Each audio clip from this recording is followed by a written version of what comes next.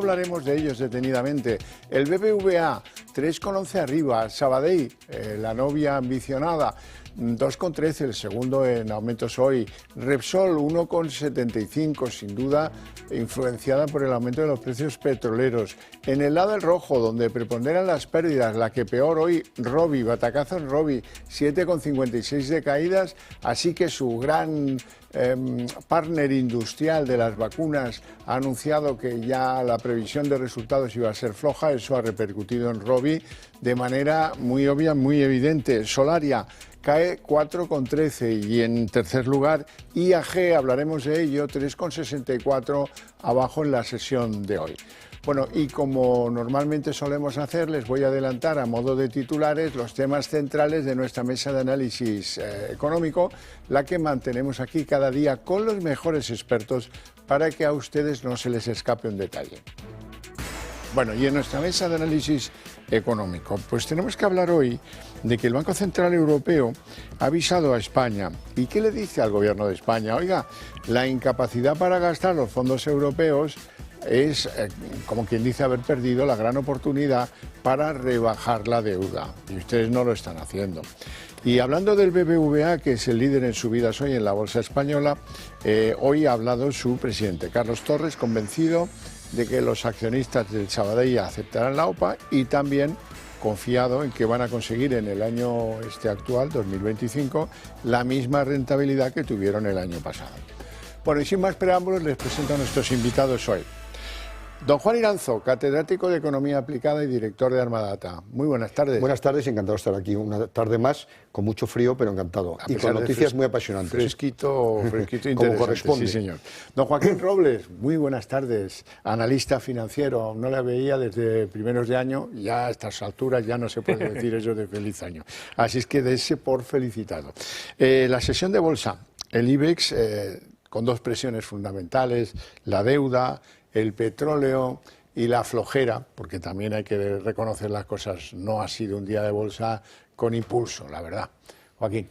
Sí, hay varios factores que están impactando, ¿no?, en este principio de año en las bolsas. Yo creo que el principal, uno de los principales, son la fortaleza económica que vuelve a haber en los Estados Unidos, que eso puede retrasar los recortes de tipos, pero bueno, también hay que ser prudentes porque ya vimos un 2024 donde al principio se decía de 7 recortes, luego a mitad de año de un solo recorte, al final fueron 3 recortes de 100 puntos básicos, o sea que bueno, vamos a ver cómo va avanzando la economía, pero es verdad que la semana pasada vimos una solidez en el mercado laboral, esta semana veremos la inflación, que podría llevar, bueno, pues a la FED a solo hacer un recorte o dos de cara a final de año, y también puesta la mirada en la semana que viene, toma de posesión de Trump, y va a ser muy importante esos 3 primeros meses donde, bueno, pues ya se va a empezar a ver lo que va a hacer, ¿no?, después de tantas amenazas o después de tantas promesas durante la campaña. Y luego también, como decías, el petróleo, que bueno, yo pienso que va a ser algo momentáneo, pero que obviamente impacta ya de manera real en la economía y también puede ejercer presiones de inflación y complicar un poco todo el contexto. Pues efectivamente, estando absolutamente de acuerdo con todo, simplemente añadir que desde el punto de vista internacional hay factores determinantes, que es la incertidumbre respecto a la política económica de Trump. Ese yo creo que es el factor fundamental. ¿Y cuál es el factor más negativo que puede aplicar a corto plazo? Los famosos aranceles. Los aranceles, lógicamente, penalizarán el comercio internacional, penalizarían, en caso de que se aplicasen, el crecimiento mundial y penalizarían claramente la inflación en el mundo y en Estados Unidos. Por tanto, eso sería una mala noticia para los tipos de interés y, por tanto, para la inversión y el crecimiento. En segundo lugar, otra mala noticia a nivel internacional, o por lo menos incertidumbre, que yo espero que sea coyuntural. Hoy el petróleo estaba por encima de los $80. ¿Por qué? Como consecuencia de las sanciones que Biden a última hora está imponiendo a la producción rusa, a las exportaciones rusas, para ser concreto, que representan el 1 y pico % del total de la demanda mundial de petróleo, algo más de 1 millón de barriles diarios. Por tanto, ese es otro factor. Y desde el punto de vista interno, es que resulta que nos hemos dado cuenta que hay que refinanciar 278.000 millones de euros, que se dice pronto y que evidentemente eso va a tensionar los tipos de interés, lógicamente, porque es una cuantía muy importante. No estamos hablando de nuevas emisiones, yo creo que puede ser algo más, porque de nuevas emisiones el señor Cuerpo ha hablado de 60.000 millones, echando la culpa a la DANA, que sirve para todo ya, y el resto son refinanciaciones, pero en cualquier caso hay que acudir a los mercados. Y eso yo creo que también está tensionando y preocupando a los mercados. En cualquier caso hay suficiente liquidez y, por otro lado, como veremos luego, los resultados empresariales parece que siguen siendo magníficos. No solo por la actividad dentro de España, sino por la actividad internacional de la mayor parte de nuestras empresas fundamentales. Pues sí. Bueno, sepan que Moncloa está preparando un show, pero a lo grande, en Davos, en la reunión internacional de Davos, para que Sánchez vaya allí y exhiba la musculatura económica que tiene nuestro país, su crecimiento, sin hablar del doping o del dopaje, ni de la deuda, me imagino yo, pero bueno, claro, como los datos de crecimiento son los mejores de Europa, lo cual no significa gran cosa en estos momentos, pero claro, es el momento para ir y sacar pecho entre los mejores y le deben haber recomendado a sus asesores políticos que lo haga y está dispuesto a hacerlo. Sí, seguro, y además probablemente no vaya en Falcon sino en cohete, pero dicho lo cual, que es el medio de transporte que utiliza para hablar de economía, pero dicho lo cual, es que hay que matizar muchísimo las cifras de crecimiento de la economía española. El crecimiento español se debe, en primer lugar, se ha estimado del orden del 50 y tantos % al aumento del gasto público. Eso no es sano ni sostenible en el tiempo, eso significa más deuda pública, como muy bien decía usted. Por tanto, dopaje. En segundo lugar, se debe a que cada año la población ha estado aumentando en más de 500.000 personas de inmigrantes que, lógicamente, algunos trabajan, consumen, etcétera, y favorecen el PIB. No el PIB per cápita, evidentemente, que no ha crecido desde el año 2019.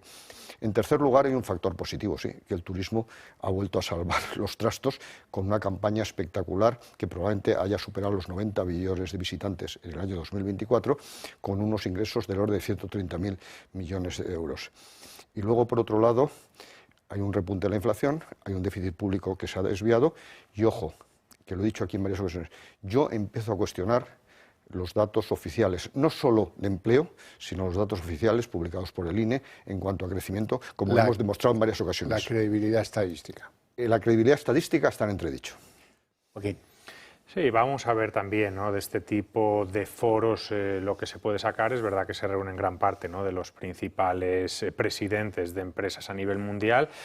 Bueno, a lo mejor muchos de ellos estarán también preocupados, ¿no?, por todo lo que tiene que ver con bueno, pues las trabas que a veces pone el gobierno español, como los impuestos a las energéticas, a los bancos. También se podrá hablar del tema de BBVA, Sabadell, si al final va a salir adelante este tipo de operaciones, porque bueno, hay que recordar que todavía falta el mercado nacional de la competencia y la aprobación del gobierno. Pero bueno, todo lo que sea sacar pecho, ¿no?, ir un poco con los buenos datos, que es verdad que bueno, estamos liderando, ¿no?, por varios factores, como ha explicado Juan, pero uno de los principales potencias europeas, bueno, pues todo lo que se pueda sacar mejor. Bueno, hablemos del Banco Central Europeo. De este tema Sánchez no va a hablar en Davos, y porque el Banco Central Europeo ha avisado a España, oiga, pero vamos a ver, gasten los fondos europeos, aprovéchenlos para rebajar la deuda. Es que este gobierno no sabe ni gastar eficientemente el dinero que le regalan, porque hay que tener en cuenta que de los 140.000 millones que se nos concedió en ese fondo europeo tan importante, pues 700 y pico mil millones a nivel global, se nos asignaron 140.000, pero 70.000 sí, eran transferencias. Como decían nuestros abuelos, no había que pagarlos. De tal manera que eso, ¿qué significa? Que esos fondos, y Italia lo ha hecho bastante bien, tenían que ir destinados, y lo hemos comentado aquí desde hace mucho tiempo, a las empresas, para mejorar la competitividad, para mejorar la eficiencia, en definitiva, para mejorar el crecimiento de la economía y, por tanto, la reducción de la deuda. Estima el Banco Central Europeo que nuestra deuda, que hoy está situada en el 105% del PIB, se podría haber reducido entre 10-15 puntos si se hubiera gestionado adecuadamente, porque, entre otras cosas, la idea era mejorar la eficiencia de nuestra estructura productiva, y nada más lejos de la realidad. Es una triste realidad. Joaquín. Sí, y luego también lo que hemos estado hablando, ¿no?, siempre, que una cosa es gastar ese dinero y otra tratar de invertirlo para que pueda generar un retorno en el futuro, ¿no?, que es también un poco lo que comentaba Juan, en el sentido de, oye, si quieres reducir tu deuda, pero claro, has reducido tu deuda a base de crecer más, no a base de que la deuda sea menor, porque el déficit sigue estando ahí. Y luego también a la hora de cumplir los requisitos, ¿no?, que es donde ha habido un problema en todo el tema de los plazos y por lo que se ha ido retrasando todas esas transferencias. Y al final han tenido que confiar en los Big Four, en las 4 grandes consultoras, porque ellos no son capaces, por lo que parece. Bueno, por lo menos sí, confían en este caso, en la público-privada, colaboración público-privada que ya era necesaria. Eso es. Bueno, vamos con un nombre propio en bolsa y una operación muy característica, la OPA del BBVA sobre el Banco Sabadell. Hoy Carlos Torres, el presidente del BBVA, se mostraba convencido de que al final los accionistas del Sabadell aceptarán la OPA. Y decía Torres que también está convencido de que el BBVA va a tener este año pues, el mismo margen de rentabilidad que demostró en 2024. Le vamos a escuchar. Unos niveles de rentabilidad en el año 25 que serán similares a los que hemos visto en el año 2024. Y desde el punto de vista estratégico continuaremos centrados sobre todo en el cliente, adoptando una posición más radical de ponernos en su lugar para tener impacto positivo y profundo en su vida, actuando como el trampolín que puede impulsar la realización de sus sueños, acompañando su voluntad de llegar más lejos, tanto para empresas como para particulares. Aunque vamos a poner foco especial en crecer en empresas.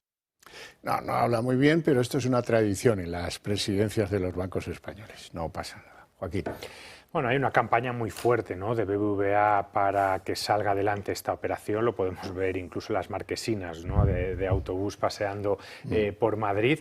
Y ya veremos, ¿no?, si se puede hacer durante este primer semestre de año. Hubo una prórroga de 3 meses de la Comisión Nacional del Mercado de la Competencia. Luego quedaría la aprobación también del Gobierno, que tiene ese derecho de veto y puede recibir también presiones políticas, por lo que la operación todavía está en entredicho. Pero bueno, desde han dejado luego, fuera las autocarteras. Exactamente, han dejado fuera de la autocartera, pero bueno, que eso tampoco tenía un impacto, era menos de un 1%. Yo lo que creo es que la operación sí que parte de una buena posición de salida, porque la mayor parte de los inversores institucionales coinciden en ambas entidades. No hay un inversor o un grupo de inversores privados, ¿no?, una familia de peso en Sabadell. O sea que cuando BBVA hace este tipo de operación se presupone que ha hablado con todos esos grandes inversores, grandes fondos institucionales y sabe un poco qué harían, ¿no?, en el caso de que esta operación ya saliera adelante. O sea que la clave va a estar en el inversor minorista, y de ahí tantos mensajes optimistas de, oye, que el crédito va a seguir fluyendo, que el empleo se va a mantener, que va a haber bueno, pues una mayor digitalización, que vais a participar en los beneficios de la compañía, probablemente incluso podamos ver aumentos, ¿no?, en el pago de los dividendos, precisamente bueno, pues para tratar de tener una mayor aceptación. Escuchando al presidente del BBVA, me he acordado de Adam Smith, que decía: yo no quiero que en competencia mi panadero me quiera hacer feliz, sino que quiera ganar mucho dinero y va a cubrir eficientemente mis necesidades en precio o en calidad. Bueno, pues ahora me ha recordado que su obligación es ser eficiente y no hacer feliz a las personas. Dicho lo cual, ¿cómo los puede hacer feliz? Yo sí me lo creo. ¿Que el BBVA va a obtener rentabilidad en los próximos años? Pues sí, efectivamente. Hay que tener en cuenta que él ha dicho que va a seguir con una dinámica muy importante de aumento del crédito a los particulares y a las empresas en España y en México, y que Argentina y Turquía pues le va a seguir funcionando bastante bien. Por tanto, efectivamente, va a obtener una rentabilidad adecuada. Y lo que no estoy nada de acuerdo es que los accionistas, y yo lo soy, del Sabadell, vayamos a seguir beneficiados. ¿Por qué? Porque no va a salir beneficiado el Banco Sabadell. El Banco Sabadell en este momento es de los más eficientes. Yo simplemente invito a cualquier persona que vaya al Banco Sabadell y se haga cliente. ¿Por qué? Porque es muy eficiente y que le pida un crédito frente a lo que sucede con el caso del BBVA. ¿Qué es lo que quiere en definitiva el BBVA?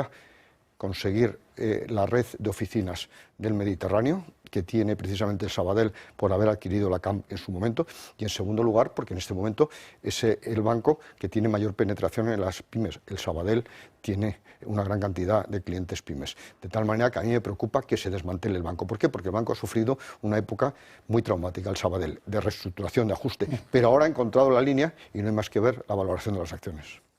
Por cierto, el Sabadell, que abarata sus hipotecas para disparar sus ingresos durante la OPA, y hoy pues los dos, tanto BBVA como Sabadell, subían en bolsa. Sí, además unos tipos muy atractivos. Hablaba de alrededor del 2,15 una hipoteca tipo fijo, que la verdad que hacía tiempo, ¿no?, que no se veían, sobre todo después de la fuerte subida de los tipos de interés y del Euribor. Y bueno, es una estrategia también lícita, ¿no?, igual que BBVA lo está intentando por su lado, ¿no?, haciendo un llamamiento a los inversores y tratando de vender las virtudes de cómo sería esa fusión o esa integración. Pues Sabadell está haciendo lo propio. Es una entidad que, como bien decía Juan, se ha comportado muy bien, ha subido cerca de un 80% en el último año, ha mejorado mucho todas esas debilidades, ¿no?, y lo que le llevaron a caer en picado hace 4 años ya. Y bueno, pues esto es una estrategia de tratar de tener mayores ingresos y seguir justificando eso que dicen, ¿no? que la oferta de BBVA no refleja ni la situación actual ni el potencial del banco. Sí, efectivamente. Yo creo que la clave es seguir aumentando negocio rentable. Y en este sentido, pues sí que está introduciéndose en otro segmento de actividad que hasta ahora no tenía gran presencia, que era precisamente la hipoteca privada.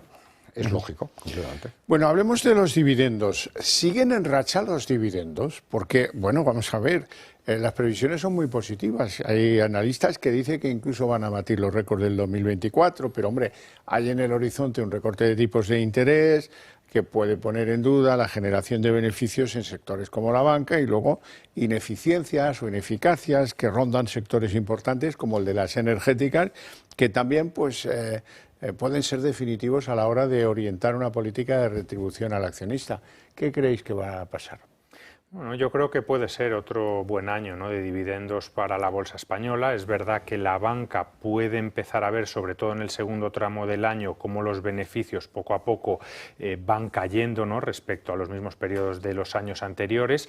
Pero bueno, es verdad que van a bajar los tipos de interés, se espera que sigan bajando, pero puede también eso ayudar a reactivar la demanda de crédito, por lo que los beneficios de la banca se pueden mantener más o menos estables, aunque, como comentaba antes, caigan a final de año. Eso puede ayudar a mantener esa política de dividendos y, en el caso de las energéticas, bueno, pues ya sabemos, ¿no?, altas barreras de entrada, unos beneficios más o menos estables que les permiten mantener esos dividendos atractivos. Pero yo creo que el inversor ahora lo que tiene que ver es no solo fijarse en el porcentaje, ¿no?, de dividendo que ofrece una compañía, sino también en cuáles van a ser esas perspectivas. Ahora lo que le interesa es decir, bueno, yo voy a apostar por esta compañía porque me da rentabilidad por dividendo, pero también qué potencial tiene de subida, ¿no?, porque muchas veces se apuesta por empresas o sectores que te están dando un buen dividendo en este momento, pero que el potencial ya cada vez es más reducido y lo que puedes ganar vía dividendo lo puedes perder vía depreciación de la acción. Sí, efectivamente, estoy completamente de acuerdo con esto, pero lo que sí que es obvio es que ha triunfado la tesis de que los accionistas queremos dividendos, queremos recibir retribución por nuestra inversión. Eso de que no haya dividendos, como se puso de moda en un momento determinado, y que por eso la empresa valía más, fue un fracaso. Por tanto, ¿eso qué ha generado? Que el payout, es decir, la relación entre el beneficio y lo que se reparte entre los accionistas, ha ido aumentando.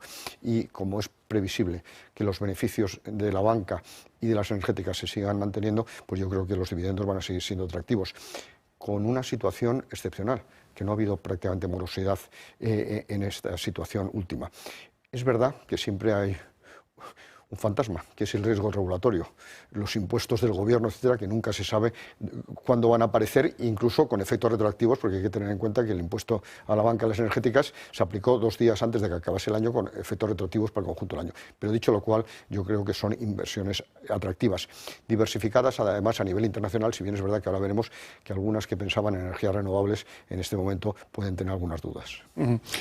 A eso vamos ahora. Morgan Stanley rebaja de golpe sus calificaciones a 3 energéticas del IBEX. ¿Cómo veis el sector energético del de nuestro IBEX? Bueno, es verdad que ha empeorado las expectativas y esto se debe a pues que los tipos de interés podrían empezar a recortarse de una manera más lenta de lo que se esperaba, pues por lo robusta que está la economía en Estados Unidos y también por los repuntes que está habiendo de inflación. Es verdad que aquí en Europa a lo mejor no es tanto así porque estamos viendo cómo la debilidad económica puede hacer que el BCE sí que siga recortando los tipos de interés a un mayor ritmo, pero claro, aquí tenemos 2 factores. Por un lado, si no bajan tan rápido los tipos de interés, las energéticas sufren porque suelen ser empresas muy endeudadas o porque también son muy intensivas en cuanto a capital, que para hacer los proyectos de energía renovable o de energía de redes pues se necesita una alta inversión, por lo tanto una alta financiación, y luego también porque aumenta la demanda de este tipo de empresas cuando los tipos de interés también caen, porque también lo hacen los bonos. Entonces, mucho inversor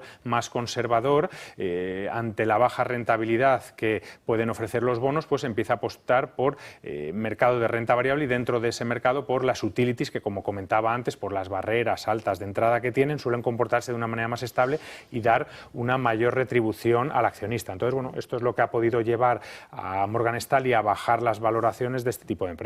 Y además, estando de acuerdo absolutamente con todo, así como he criticado la política proteccionista de Trump, aplaudo su política energética y medioambientalista. Va a matizar muchísimo la Agenda 2030, yo creo que eso es positivo para el conjunto de la economía y sociedad mundial. va a seguir impulsando la energía nuclear y el fracking, la obtención de petróleo mediante ese método, y eso evidentemente penaliza esos proyectos alternativos que eran las energías renovables, que tienen su utilidad, que son eficientes, pero en la medida adecuada, no como se pretendía potenciar. Por tanto, eso ha afectado a algunas empresas que estaban haciendo esfuerzos especiales en ese área de las energías renovables.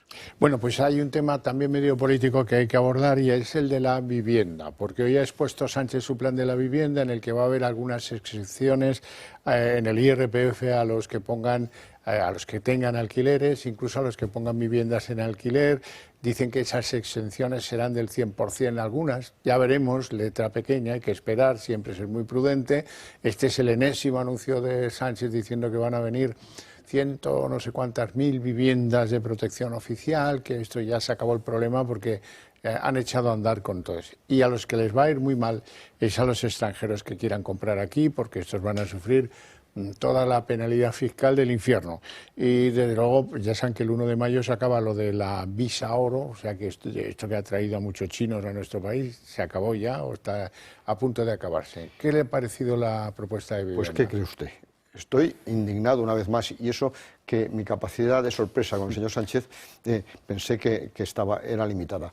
Realmente es una apuesta absolutamente errónea, es desenfocar absolutamente el tiro. ¿Por qué? Porque apuesta por el sector público y por la vivienda pública eterna, porque evidentemente establece o anuncia que va a establecer una serie de mecanismos para que no haya marcha atrás en ningún momento respecto a la titularidad de esas viviendas. Hay que tener en cuenta que en Estados Unidos el mercado inmobiliario privado funciona muy eficientemente. Es un ejemplo. ¿Y qué sucede en Estados Unidos?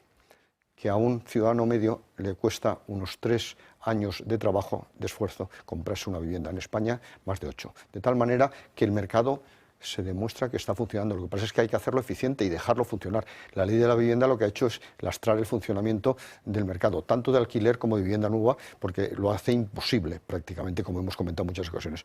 Esa apuesta por la vivienda pública es un gravísimo error, y esa expulsión potencial de los inversores extranjeros me parece otra barbaridad, porque además son mercados segmentados.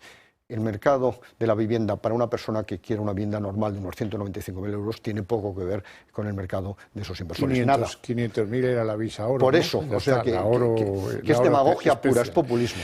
Joaquín, vamos a ver, la subida de precios de los petróleos está castigando la marcha ascendente, muy prudente, pero muy fija, muy mantenida en el tiempo de IAG.